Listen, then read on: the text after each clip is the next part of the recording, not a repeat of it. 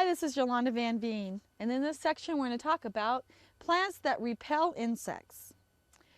Now, my theory is that there's going to be insects around my garden if I don't use chemicals no matter what, and that's a good thing. All insects have a purpose.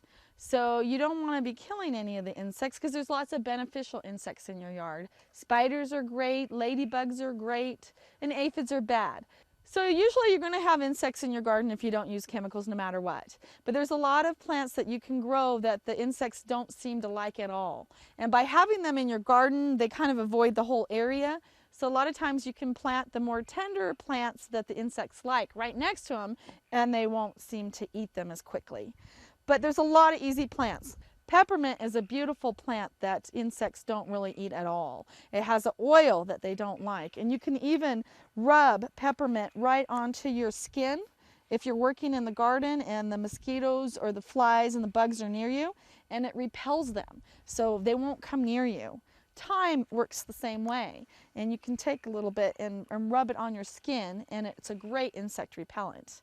But one of my favorite plants for repelling insects is lavender. Butterflies love lavender, but other bugs like aphids and mosquitoes and flies don't seem to like it at all. So they seem to avoid it. So it's a great plant to have in your garden to repel bugs. Eucalyptus is also a great tree for repelling bugs because it puts off an oil that most bugs don't like. So you can even rub a lot of it onto your skin, and it's a great mosquito repellent. So it's a good plant to have in your garden. But all plants aren't insect proof, and even if you do have some plants that are insect proof in your garden and others right next to it, the bugs still sometimes get them.